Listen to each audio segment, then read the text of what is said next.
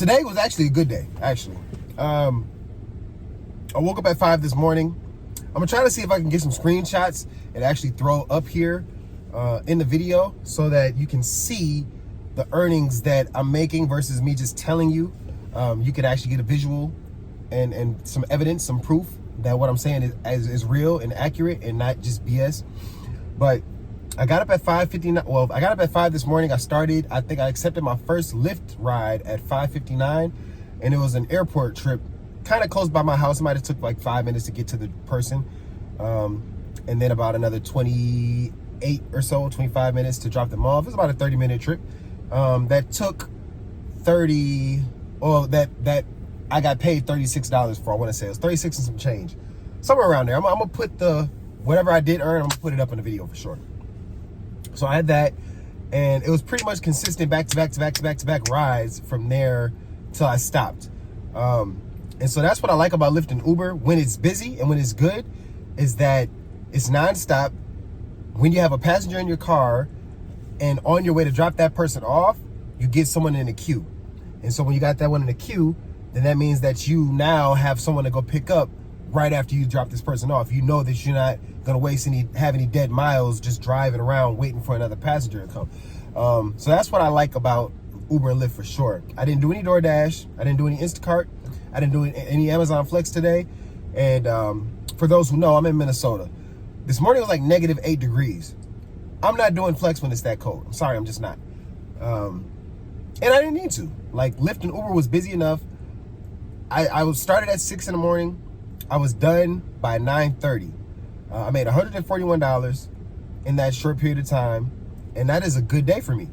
I don't do it full time anymore. If I did it full time, I would have stayed out there and I'd have made 200 by before noon for sure. It was 9:30. Oh yeah, I'd have had 200 by 10:30, 11 o'clock. I'd have been at 200.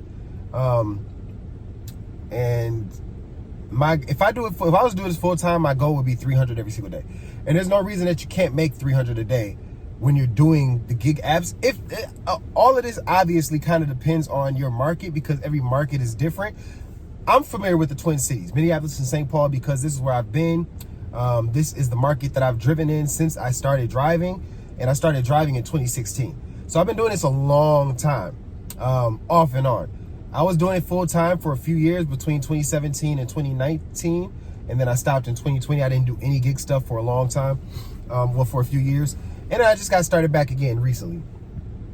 And I personally prefer Uber and Lyft. I like picking up people versus picking up food and other items, for the simple fact that I can have interactions with these people. I can have discussions about random things, and sometimes you meet some pretty cool people driving Uber and Lyft. I've had some really good, interesting, funny, all types of different experiences driving Uber and Lyft. Personally, I have no problem with it, but I do know that a lot of people, for whatever reason, they prefer to pick up the food or prefer to pick up Amazon packages or things of that nature, medication, so on and so forth. For me, I prefer the other way, but I am not against taking money. Or when I say taking money, I mean like getting money. And so when I say that, that means I'm open to all the apps, because you can make money on all of the apps. So I'm not just gonna constrict myself to Uber and Lyft because I prefer that, when I know I can make money doing DoorDash, or I know I can make money on Instacart, or I know I can make money on Amazon Flex. So I'm open, and I have all of these apps on my phone. And for me, it's about what app I can make the most with in the shortest amount of time.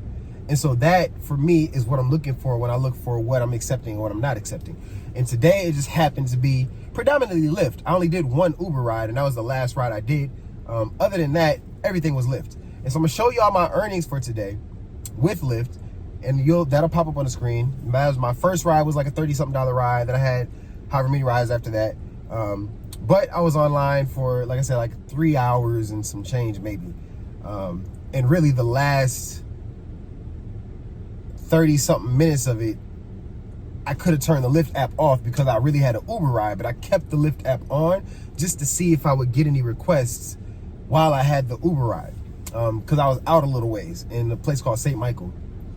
And so that really kind of takes away from how long I really was out there, because it's going to show that I was out there longer than I really was with Lyft, as far as like the amount I earned and the time I was out there. When it comes to this gig thing, you got to have a strategy. You don't want to, some people are cool with accepting every single ride. I'm not one of those. I only accept the rides that make sense for me.